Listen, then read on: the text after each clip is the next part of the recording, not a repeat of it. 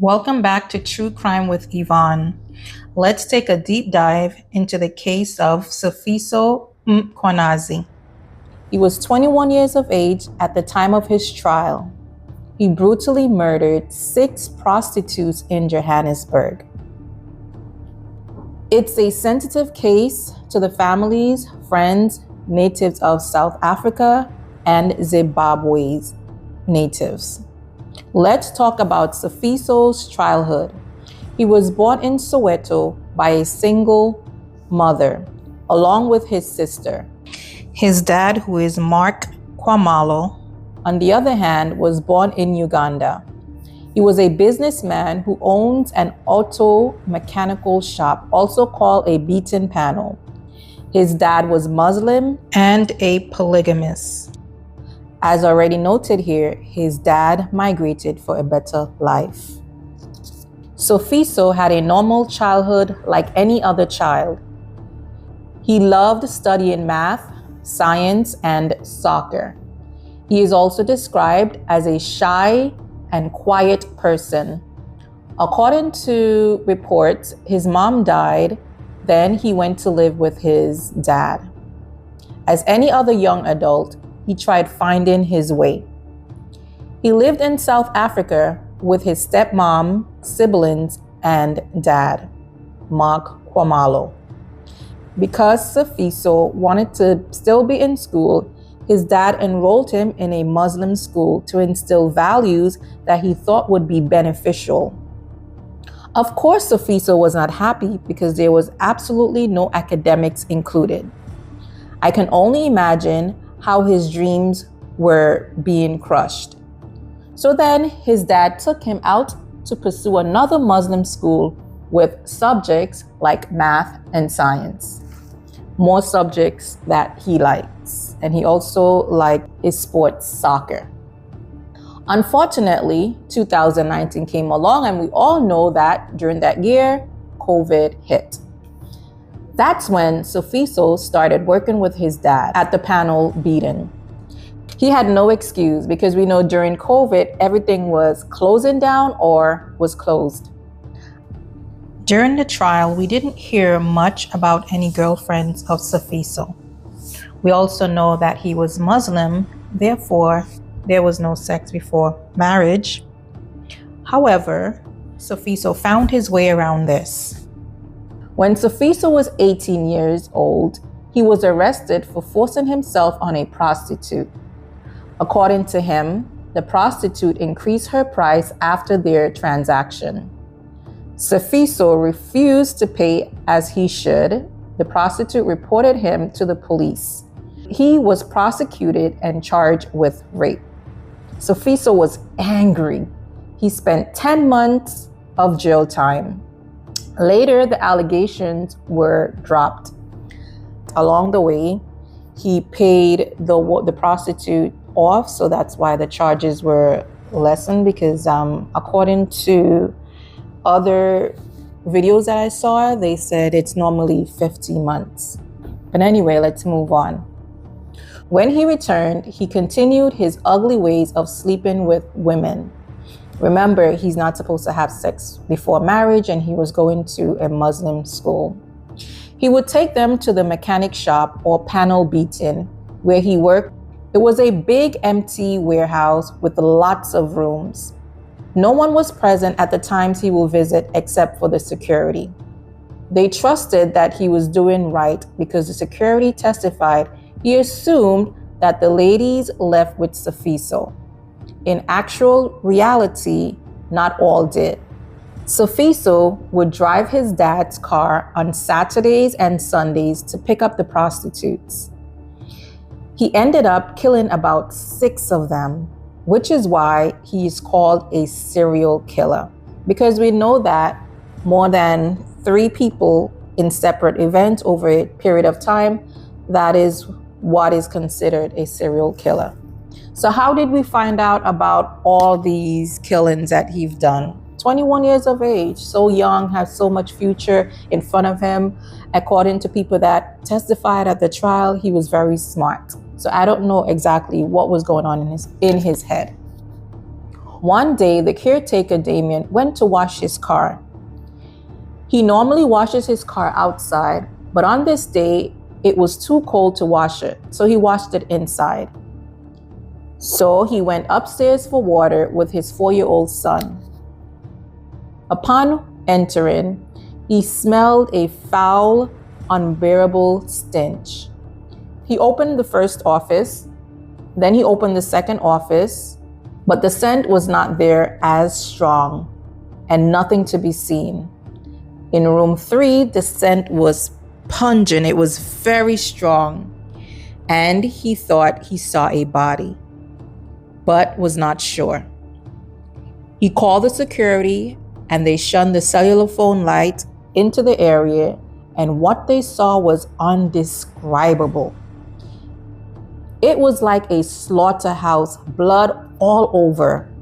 The body was partially decayed. This lady's body had exploded because she was pregnant and the fetus had come out of her stomach.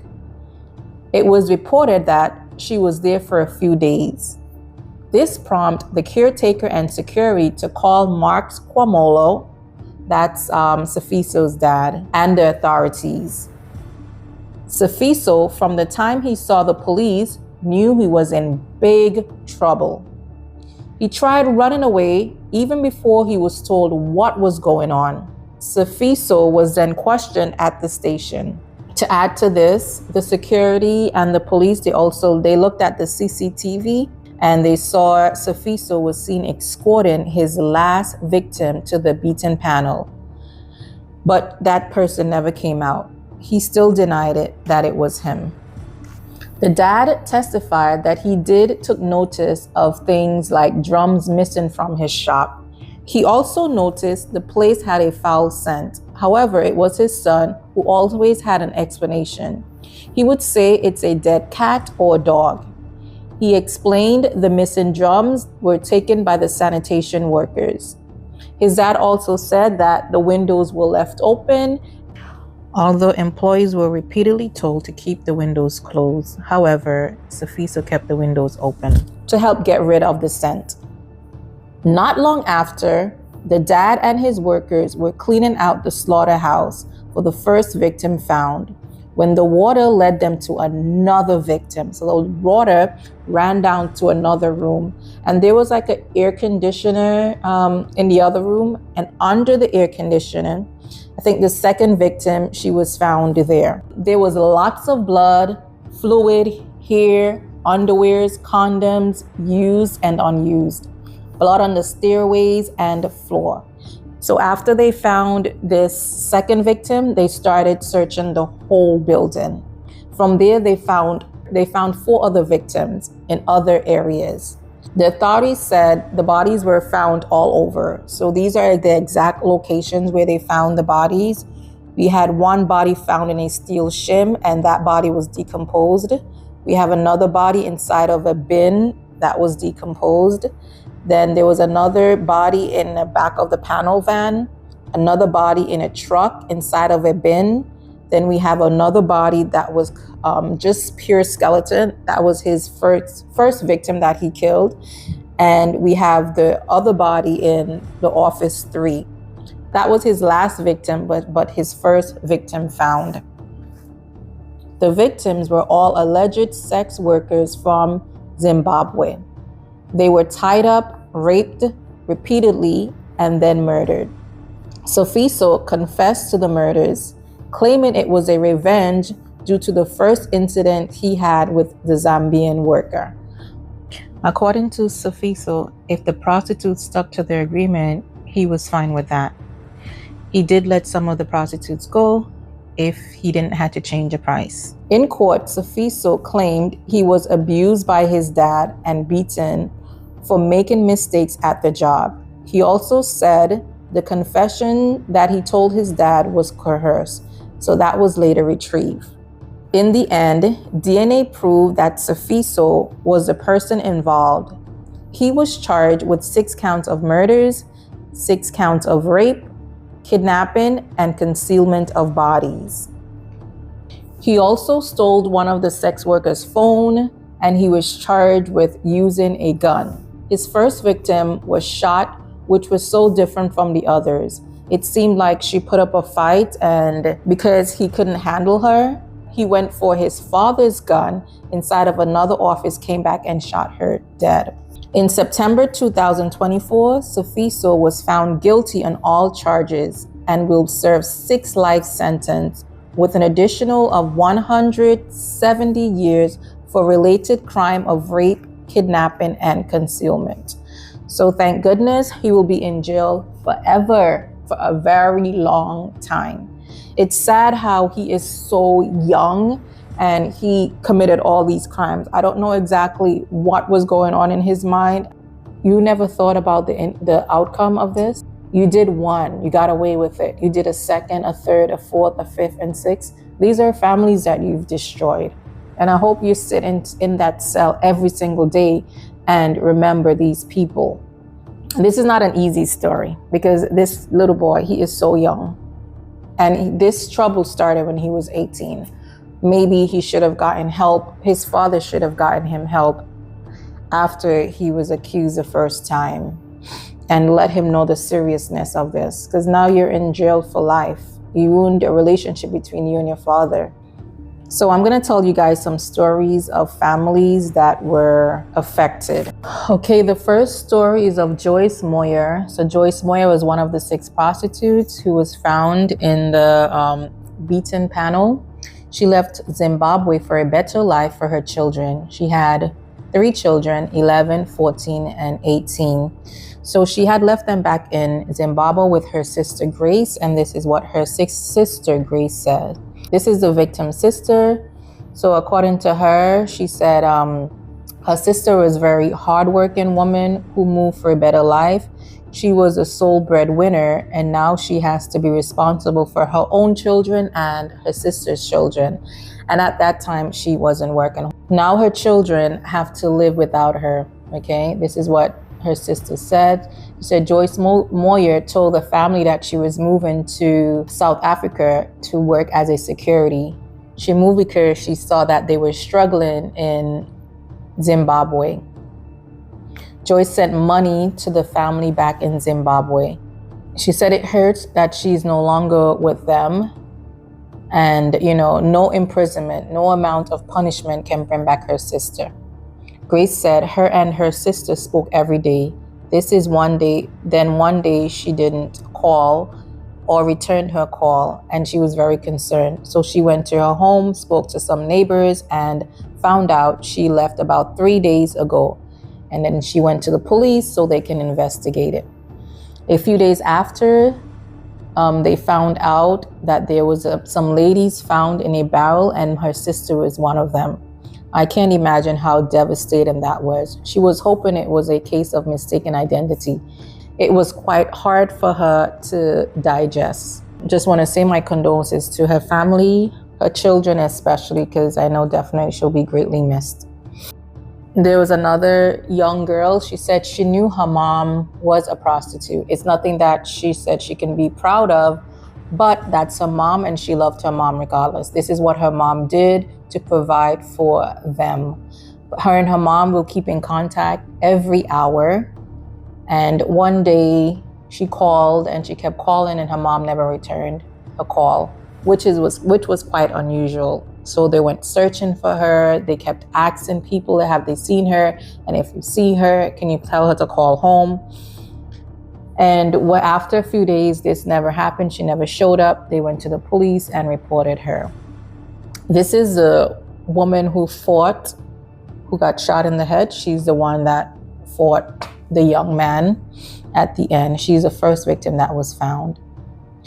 This is a story about another young lady telling how she got into prostitution. Her and her husband moved from Zimbabwe to South Africa. And one day her husband just got up and left her. And she said she had her children there and she didn't have any money to provide for her family. She went to her husband's job. He gave her 2 months of rent and told her, that's it, don't come back. And she said she was getting money from a friend of hers. And then after a while, She said she couldn't keep taking money from her friend. So her friend showed her how she was getting the money, and that's how she got into prostitution. So some of these women, this is not what they want for their families. This is not what they dream for themselves either. But because they were pushed into certain circumstances, this is what is left for them. Maybe they don't have the proper education to get a good job, quote unquote good job. So this is what they resort to. I know prostitution is not something that I will tell anyone to go into. But if you decide to make that choice to become a prostitute, well, hopefully it's not going to be a long-term thing, because it's very dangerous. Men will do things to you that you don't want to. Some of them won't pay you. Some of them will unalive you just because they can't pay for the service, or they enjoy the fact of seeing a woman suffer, or whatever they went through their life. They inflict those pain on the women. You know, this is just like a whole, sad situation. I can't imagine how fearful their lives must be. Every day going out there not knowing what's going to be the outcome. Anyway, guys, if you enjoy this video, don't forget to like, subscribe, turn on your post notification bell, and come back, guys. Come back and listen to the next video. Take care.